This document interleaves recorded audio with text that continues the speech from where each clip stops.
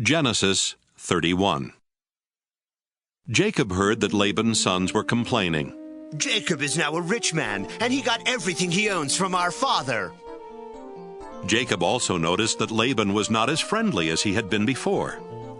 One day the Lord said, Jacob, go back to your relatives in the land of your ancestors, and I will bless you.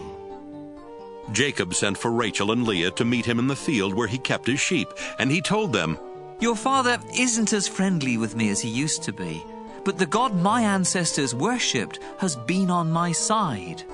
You know that I have worked hard for your father, and that he keeps cheating me by changing my wages time after time. But God has protected me. When your father said the speckled sheep would be my wages, all of them were speckled. And when he said the spotted ones would be mine, all of them were spotted. That's how God has taken sheep and goats from your father and given them to me. Once, when the flocks were mating, I dreamt that all the rams were either spotted or speckled. Then God's angel called me by name. I answered and he said, Notice that all the rams are either spotted or speckled. I know everything Laban is doing to you, and I am the God you worshipped at Bethel when you poured olive oil on a rock and made a promise to me. Leave here right away and return to the land where you were born. Rachel and Leah said to Jacob, There's nothing left for us to inherit from our father. He treats us like foreigners, and has even cheated us out of the bride price that should have been ours. Now do whatever God tells you to do.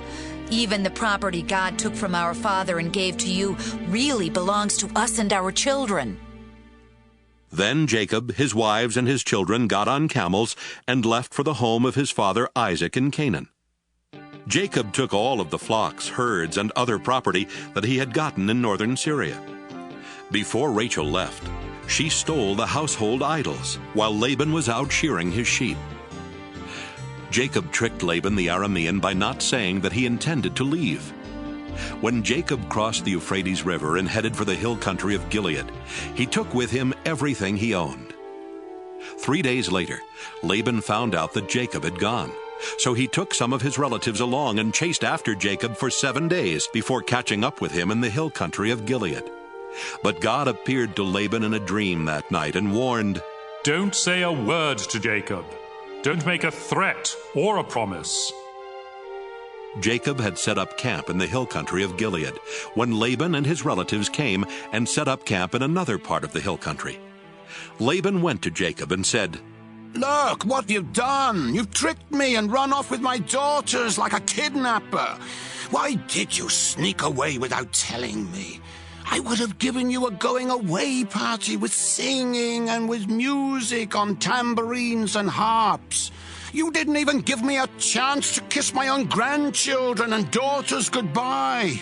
That was really foolish. I could easily hurt you, but the God your father worshipped has warned me not to make any threats or promises. I can understand why you were eager to return to your father, but why did you have to steal my idols? Jacob answered, I left secretly because I was afraid you would take your daughters from me by force. If you find that any one of us has taken your idols, I'll have that person killed. Let your relatives be witnesses. Show me what belongs to you and you can take it back. Jacob did not realize that Rachel had stolen the household idols.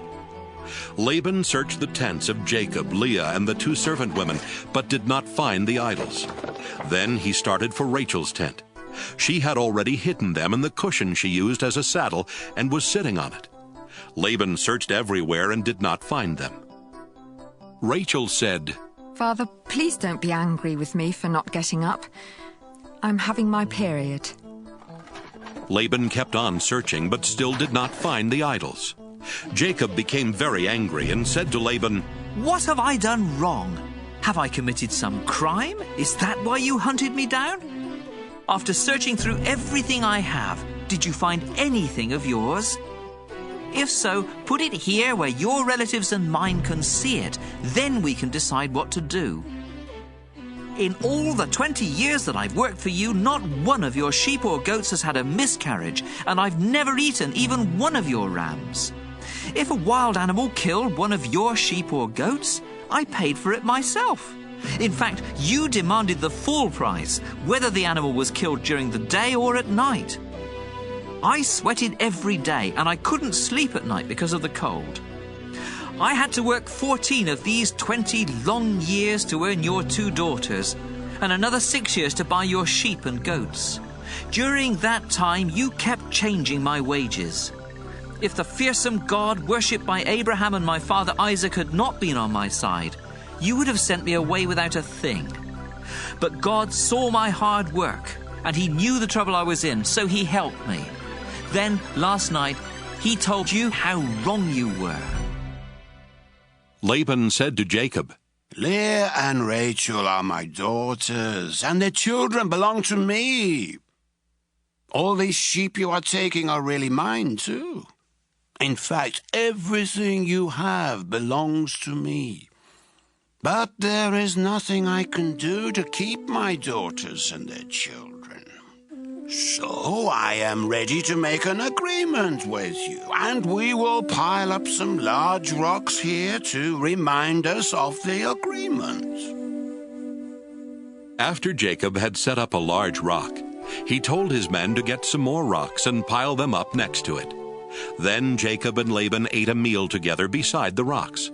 Laban named the pile of rocks 𝐂𝐇𝐏𝐏𝐂, but Jacob named it Gilead. Laban said to Jacob, This pile of rocks will remind us of our agreement. That's why the place was named Gilead.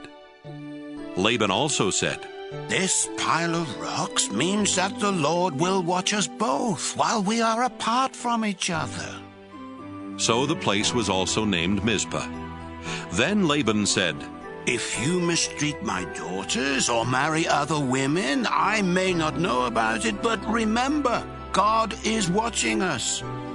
Both this pile of rocks and this large rock have been set up between us as a reminder. I must never go beyond them to attack you, and you must never go beyond them to attack me. My father Nahor, your grandfather Abraham, and their ancestors all worship the same God, and he will make sure that we each keep the agreement. Then Jacob made a promise in the name of the fearsome God his father Isaac had worshipped. Jacob killed an animal and offered it as a sacrifice there on the mountain, and he invited his men to eat with him. After the meal, they spent the night on the mountain. Early the next morning, Laban kissed his daughters and his grandchildren goodbye, then he left to go back home.